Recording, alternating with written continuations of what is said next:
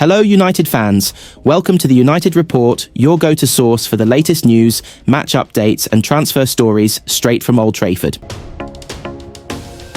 Manchester United could finally be about to move ahead with their first signing of the January transfer window after missing out on Randal Kolo Muani.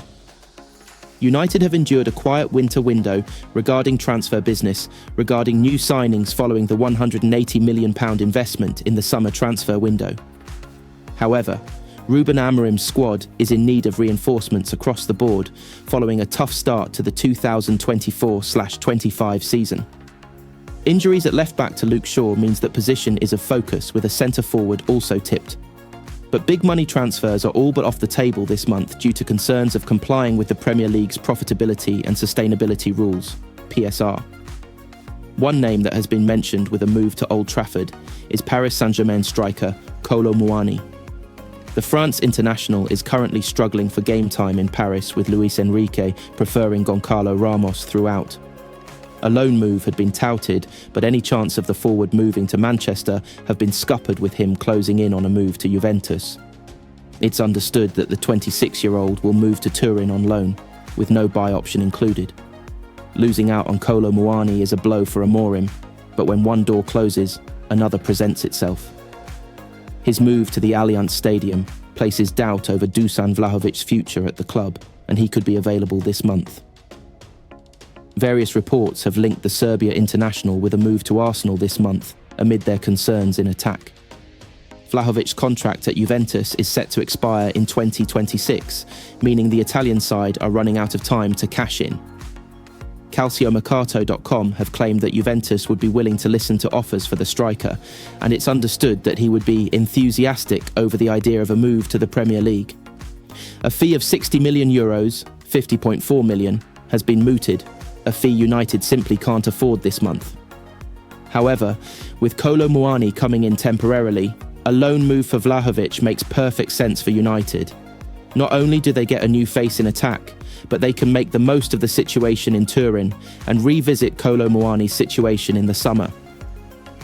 United have secured their first signing of 2025, with youngster Diego Leon completing a move to the club. The 17-year-old defender completed a medical to finalise his move from Paraguay side Cerro Porteño on Monday.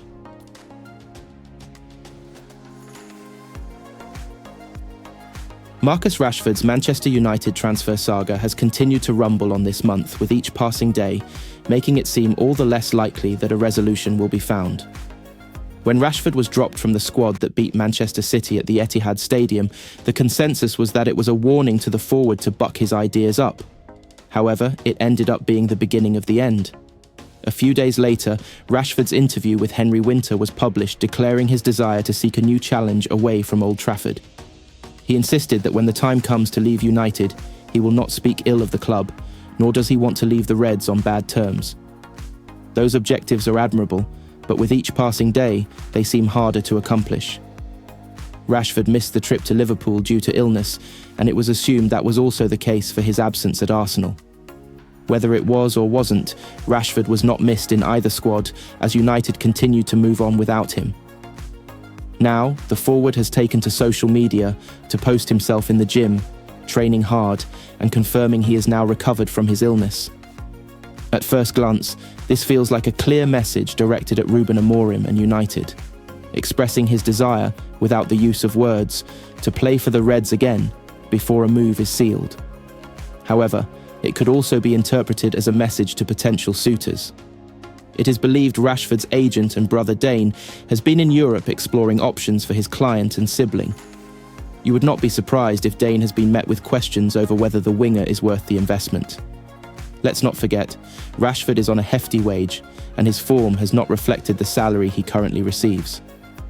He has not played since the beginning of January, and potential suitors would need reassurances that Rashford could hit the ground running, if required. His post on social media, showing his dedication to staying in shape, is perhaps the strongest message yet that he is in a position to play for a new club straight away. Right now, any deal, whether it be a loan or permanent, seems like the priority for Rashford and United. The longer the speculation continues, the more damage it does to his reputation at Old Trafford. It seems ludicrous to suggest a trip to the Emirates or Anfield could be an easier assignment than a home clash against a so-called smaller team. Yet when character is an issue in your side, maybe it's not so far-fetched a suggestion. Manchester United did something only 6 teams have managed this season when they stopped Liverpool taking all 3 points in the recent Premier League clash at Anfield. They then dug in and managed to take their FA Cup tie with Arsenal to penalties, despite playing more than an hour with 10 men following Diogo Dalot's expulsion. If a side can do that, having been battered by Newcastle in a 2-0 defeat that could easily have seen the visitors score 4 or 5 by half-time, a result that came just days after being beaten by relegation strugglers Wolves, something must be wrong. Bruno Fernandes suggested as much following the draw at Liverpool, telling Sky Sports, "Obviously, I think it's a really good result, and we could have won the game in the end, but I think it's a fair result. Both teams played really good, and it was intense football. There were chances for both sides, but we can't be satisfied. And I'm pretty upset because if we showed this today against Liverpool, who are first in the league, at Anfield, so they are probably the outstanding team in the league this season, why can't we do this every week? Off days are part and parcel of sport, and no team can be at their best 100% of the time. But the United captain makes a very fair point when they've been so frequent for so long. United's last 2 games have seen them afforded rare midweeks off, with a 6-day gap between the Newcastle and Liverpool games and a 7-day break between the Liverpool and Arsenal matches. The schedule gave Ruben Amorim precious time on the training ground with his squad, the first time he's been afforded such a luxury since his appointment in early November. So were the improved displays at Anfield a result of extra training and time to gel on the Carrington training pitches? Or is this simply a United squad that is prepared to turn up for the big occasions, yet goes missing against teams they should be beating? After a slow start to life in England, Manuel Ugarte is starting to find his feet in a Manchester United shirt. Fresh from producing a very eye-catching performance against Liverpool at Anfield, the Uruguay international delivered another dogged showing against Arsenal at the Emirates Stadium in the FA Cup on Sunday afternoon. For the second game running, he started alongside Kobbie Mainoo in the centre of midfield, tasked with stifling the home side and giving United as much grit and determination as possible. The 23-year-old is quickly establishing himself as the midfield battering ram United have been lacking. He was not as destructive as he was against Liverpool, highlighted by his tackle count stopping at 2, but he was just as determined to roll up his sleeves and leave everything on the pitch, and that was reflected in the former Paris Saint-Germain midfielder's post-match social media message. Reacting to the game, he posted on Instagram, "When we have the ball, it's a game, and when we don't, it's a fight. Let's keep it going, always together." Ugarte's social media message, specifically the reference to the need to fight, is the sort of thing United supporters have been longing for from members of the squad. United have regularly been criticised for displaying a poor mentality in recent years, but their last 2 performances have suggested Ruben Amorim is in the process of fixing that problem. Ugarte has been a big part of that fix, being signed in the summer to offer United the aggression they have lacked in midfield for far too long. He thrives on winning the ball back and doing the dirty side of the game. Ugarte was actually Erik Ten Hag's third-choice midfield signing, and despite struggling to force his way into Ten Hag's plans after his arrival from PSG at the end of August, the midfielder was informed by the former United manager that he would help United with their fight in a video that was released by the club, showing behind-the-scenes footage of Ugarte being given a tour of the training ground after joining United. Ten Hag and Ugarte approached a wall within the training ground complex that had "Unite and Fight" written on it. Ten Hag pointed to the word "fight" on the wall and told Ugarte, "This guy brings us the fight." Ugarte was initially confused as to what Ten Hag was referring to, asking who. Once he understood the point Ten Hag was making, Ugarte said, "It is normal for me to fight.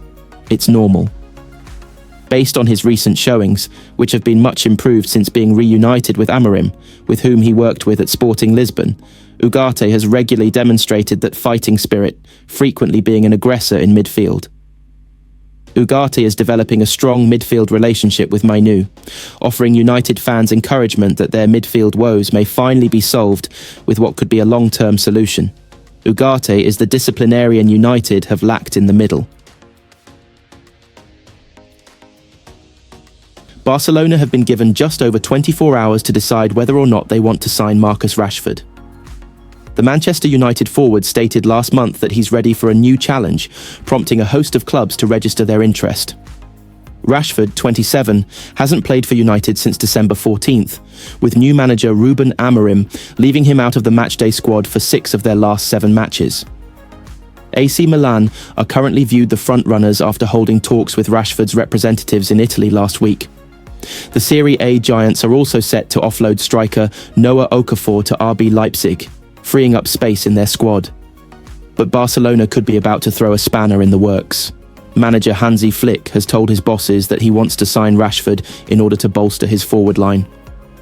Catalan outlet Sport claimed that Flick wanted to sign the England international while he was at Bayern Munich, although there's concern that he might not get his wish again. Barca chiefs have pointed out Rashford's inconsistency and whether he's the right fit for their attack. Barcelona already have a number of wide forwards, including Lamine Yamal, Rafinha, Ferran Torres, and Ansu Fati.